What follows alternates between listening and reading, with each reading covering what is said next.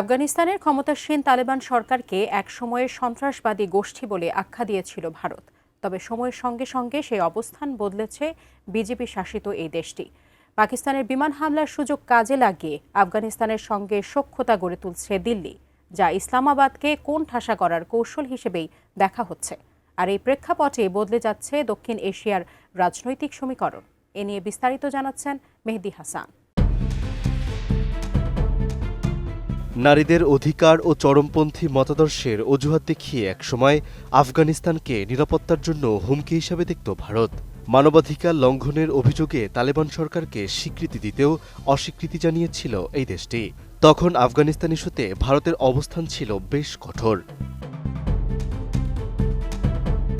তবে সময়ের ব্যবধানে ভারতের সেই কৌশলে পরিবর্তন এসেছে। সাম্প্রতিক পাকিস্তান আফগান উত্তেজনা এই অবস্থান বদলের প্রধান কারণ হয়ে দাঁড়িয়েছে। আফগানিস্তানের ভূখণ্ডে পাকিস্তানের বিমান হামলা এবং তার প্রতিক্রিয়ায় ভারতের কড়া অবস্থান, যা দক্ষিণ এশিয়ার ভূরাজনীতিতে নতুন মাত্রা যোগ করেছে। এই উত্তেজনার প্রেক্ষাপটে পুরো অঞ্চলের স্থিতিশীলতা নিয়েও নতুন করে প্রশ্ন উঠেছে। বিশেষ করে আফগানিস্তানকে ঘিরে পাকিস্তান ও ভারতের ভিন্ন ভিন্ন অবস্থান পরিস্থিতিকে আরও জটিল করে তুলেছে। উন্নত মানের কাঁচামাল আরআইএল অ্যাঙ্গেল এন্ড চ্যানেল, এখন কাঠের দিন শেষ, আরআইএল এর বাংলাদেশ। যে আফগানিস্তানকে একসময় পাকিস্তান নিজেদের কৌশলগত সুরক্ষা বলয় হিসেবে বিবেচনা করত, সেই কাবুলই এখন ইসলামাবাদের জন্য বড় মাথা ব্যথার কারণ হয়ে দাঁড়িয়েছে। বিপরীতে তালেবান শাসিত আফগানিস্তানের সঙ্গে ভারতের ক্রমবর্ধমান ঘনিষ্ঠতা এই অঞ্চলের প্রচলিত সমীকরণকে বদলে দিচ্ছে।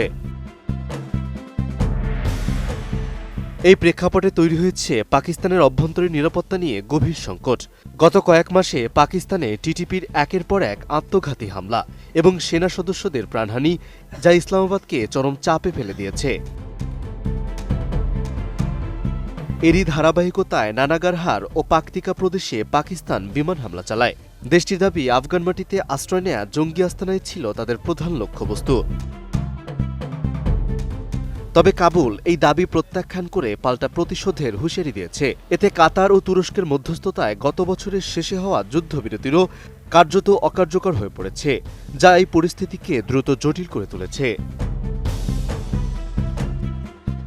পাকিস্তানের এমন উদ্বেগ তৈরি হয় গেল বছরের অক্টোবর মাসে, যখন তালেবানের পররাষ্ট্রমন্ত্রী আমির খান মুত্তাজক ভারত সফরে যায়। এর পরপরই কাবুলে ভারতীয় দূতাবাস পুনরায় চালু করে দেয়া হয়, যা এই উদ্বেগের মাত্রাকে আরও বাড়িয়ে দিয়েছে। এছাড়াও ভারত কেবলমাত্র কূটনৈতিক কার্যক্রমের মধ্যেই সীমাবদ্ধ নেই। চাবাহার বন্দর উন্নয়নের মাধ্যমে আফগানিস্তানের সঙ্গে সরাসরি বাণিজ্যিক রুট গড়ে তোলার উদ্যোগ নিয়েছে ভারত, যা পাকিস্তানকে ভৌগোলিক ও অর্থনৈতিকভাবে কোণঠাসা করার চেষ্টা হিসেবে দেখা হচ্ছে।